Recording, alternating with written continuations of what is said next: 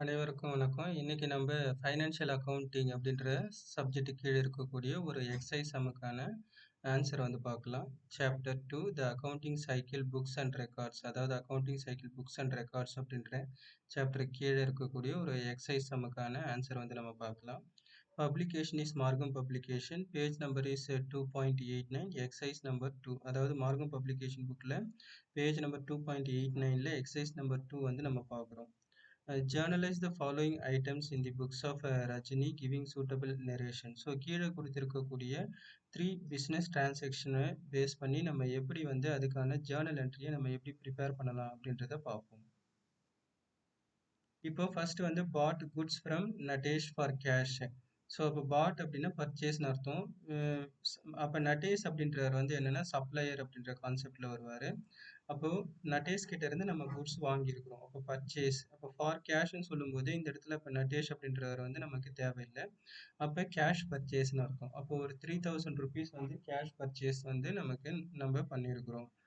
அதுக்கடுத்தது paid to Aris rupees 1930 in full settlement of is due rupees 2000. அதாவது அரீஸ் அப்படின்ற ஒரு பர்சனுக்கு வந்து நம்ம வந்து ஒரு 2000 ரூபா கொடுக்க வேண்டியது இருக்குது.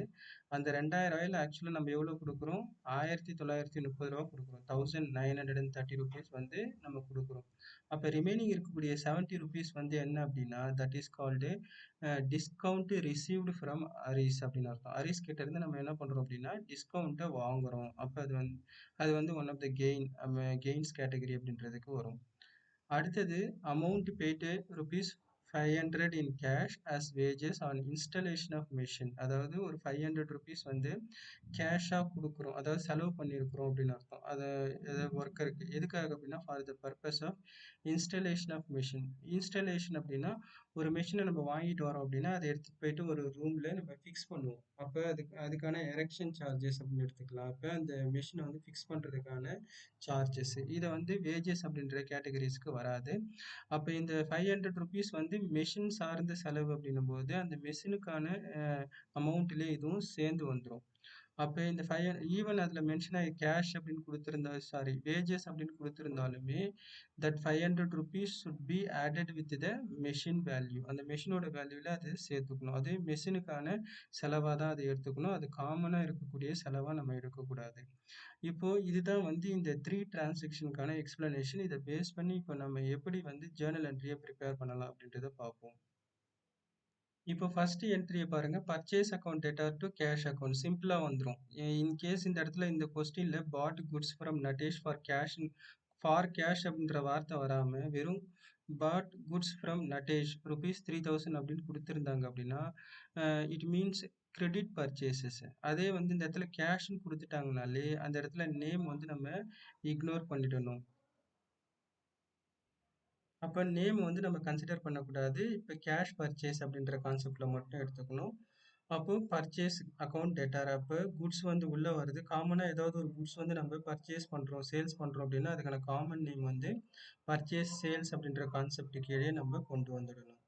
அப்போது பாட் அப்படின்னாலும் பர்ச்சேஸ்னாலும் ஒன்று தான். ஸோ அப்போ பிஸ்னஸ் டெர்மினாலஜியில் பர்ச்சேஸ் அக்கௌண்ட் டேட்டார். அப்போ குட்ஸ் வந்து உள்ளே வருது, purchase account டேட்டார் to cash account creditor. என்ன பண்ணுறோம், குட்ஸ் வந்து உள்ளே வருது, கேஷ் வந்து வெளியில் போகுது, ரியல் அக்கௌண்ட்டோட ரூல்ஸ் வந்து அப்ளை ஆகும். அப்போ கிரெடிட் வாட் கோஸ் அவுட்டு. அப்போ அந்த 3000 வந்து கிரெடிட் சைடில் நம்ம மென்ஷன் பண்ணிக்கணும். இப்போ இந்த இடத்துல அப்போ பர்ச்சேஸ் அக்கௌண்ட் டெபிட்டில் வருது அப்படின்னா இதுவும் one of the real accounts categories தான். அப்போ பர்ச்சேஸ்ன்றது one of the it means stock.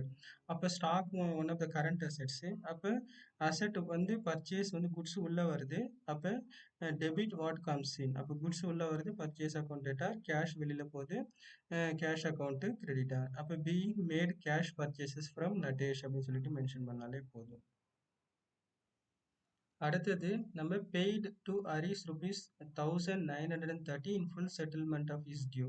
அப்போ 2000 rupees வந்து நம்ம அரீஸுக்கு கொடுக்க வேண்டியது இருக்குது. அதில் நம்ம 1930 rupees மட்டும்தான் நம்ம கொடுக்குறோம். அப்போ ஃபர்ஸ்ட் நம்ம வந்து என்ன பண்ணோம் அப்படின்னா அரீஸ் வந்து யார் அப்படின்னு பார்த்தோம்னா ரிசீவர்.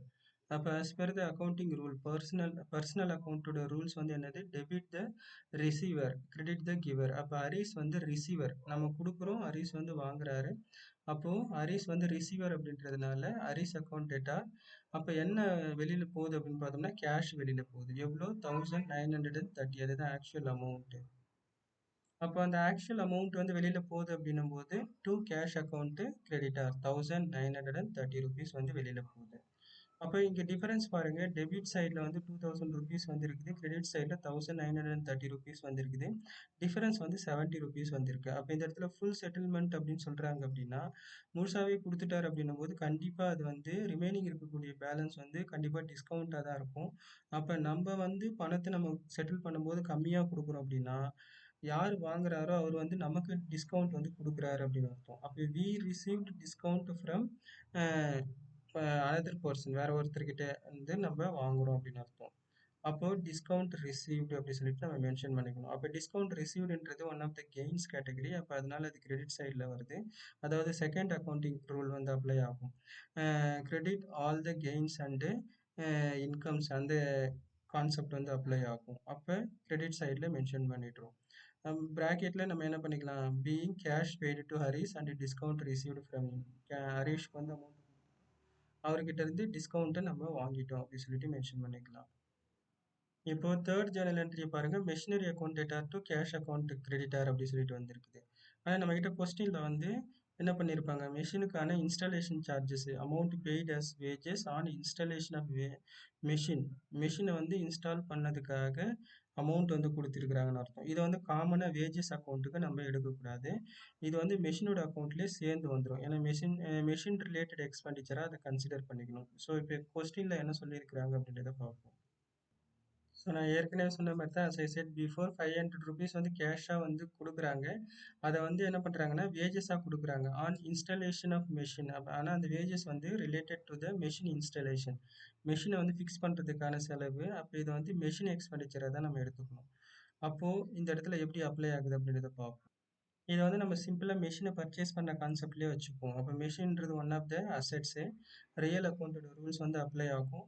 அப்போ மெஷின் உள்ளே வருது, டெபிட் வாட் கம்ஸ் இன். அப்போ கேஷ் வந்து வெளியில் போகுது, கிரெடிட் வாட் கோஸ் அவுட். அப்போ தேர்ட் ரியல் அக்கௌண்ட்டோட ரூல்ஸ் வந்து ரியல் அக்கௌண்ட்டோட ரூல்ஸ் வந்து அப்ளை ஆகுது. அப்போ மெஷின் உள்ளே வருது, கேஷ் வெளியில் போகுது. Being amount paid as wages on installation of machine, erection of machine, இதெல்லாமே வந்து பார்த்தோம் அப்படின்னா எல்லாமே அந்த மெஷின் ரிலேட்டட் எக்ஸ்பெண்டிச்சராக தான் இருக்கணும். அது மெஷினோட அக்கௌண்ட்டில் தான் நம்ம சேர்க்கணும். நார்மலாக இருக்கக்கூடிய வேஜஸ் அக்கௌண்ட்டில் நம்ம சேர்க்கக்கூடாது. தட்ஸ் ஆல், அவ்வளவுதான்.